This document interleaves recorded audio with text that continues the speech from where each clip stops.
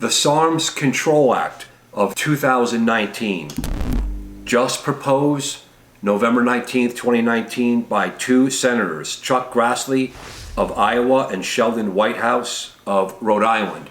This is huge news.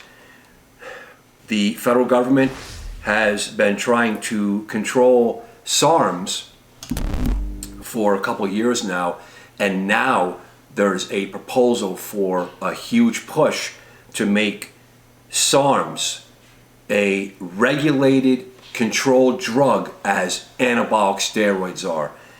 Let me provide you with exactly what's going on.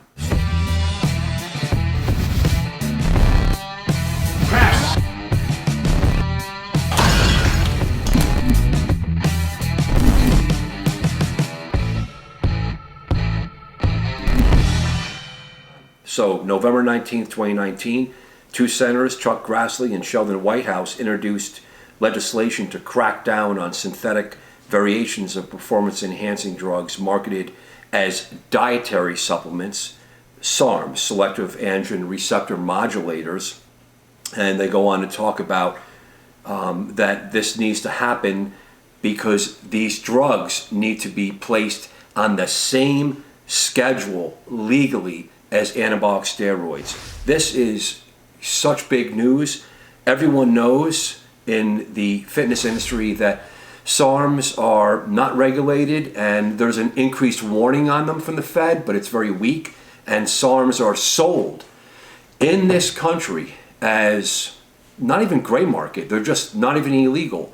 So there's even physicians are incorporating these through other peptides and other legitimate appearing agents to aid in people weight loss and muscle building.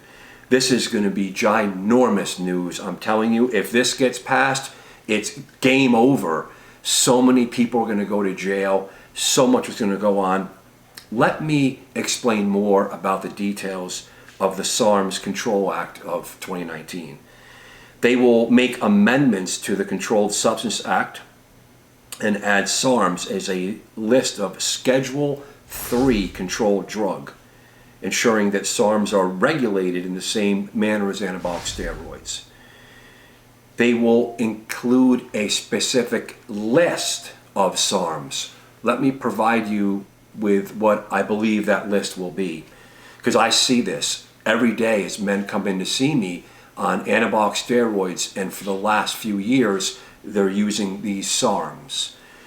It's going to be Andrian, S4, Osterin, been around for a long time, MK2866, Ligandrol is a SARM, LGD 4033, Cardarine, very, very popular, GW 501, 516, Stenabolic, SR 9009, and Testosterone, RAD 140. So those are the ones they are absolutely going to identify and stipulate, and there are many others, and of course there are others coming out all the time.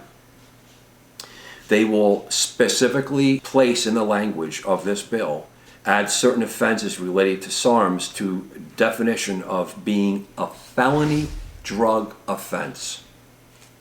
This is very powerful language.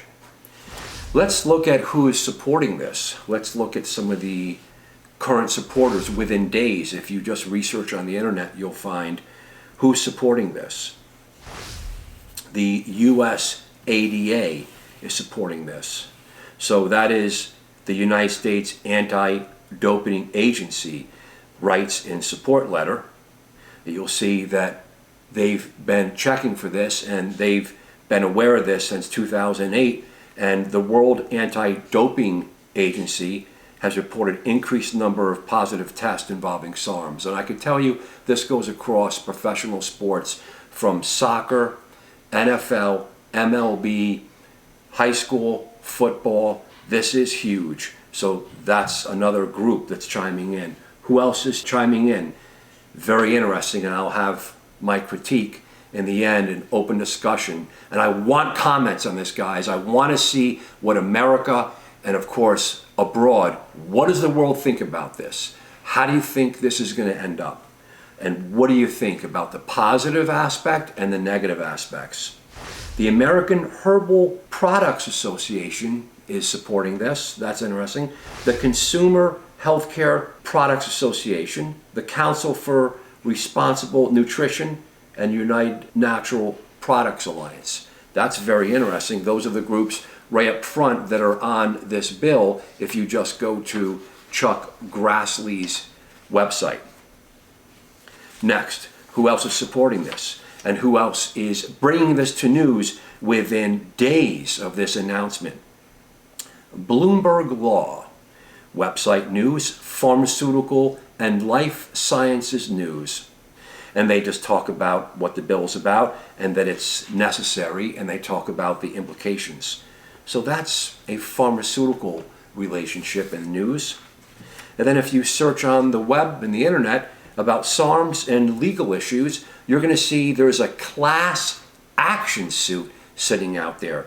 SARM class action lawsuit, where it's encouraging people to contact this law firm and to come aboard because they say that bodybuilding SARMs such as Testosterone are linked to heart attack, stroke, liver damage, and other life-threatening side effects. So that's the actual facts in the news I'd like to present to everyone. Let's talk about what's been going on. There's SARMs and there's peptides. And if you go to peptide sites, you'll see that SARMs are mixed in with peptides.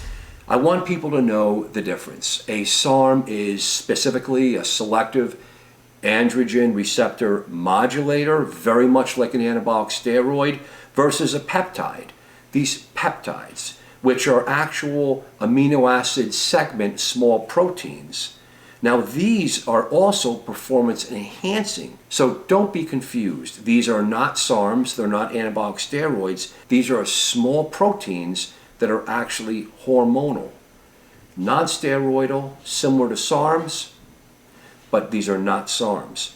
For an example, these are the secretagogues: ipamorelin, GHRP2, GHRP6, hexarelin, CJC, 1295. You'll even see melatonin 2, the tanner, and the sexual agent PT141. So it can be so confusing. What are peptides? What are SARMs and steroids? You could see today in the future what's going to happen.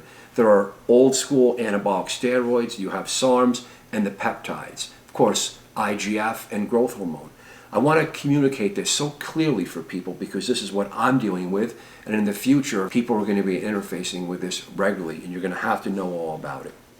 So at this point I'd like to give an open discussion on the positiveness of this and potentially the negative aspects. The positive side of this legislation.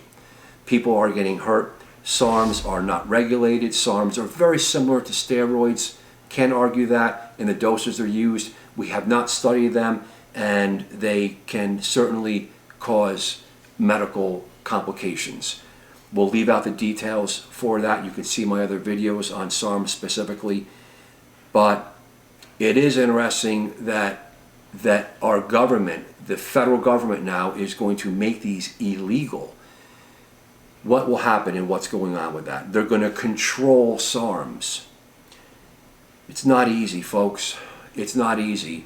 We don't want a cowboy state. I don't want a cowboy state where people can just take any drug they want on the internet based on peddling from some person or some group that's just looking to have a monetary gain. They don't care about your health, and these drugs are powerful, so people will get hurt. But on the same side, when you look at it, they're going to control. The government's going to control this, and then what can happen on that?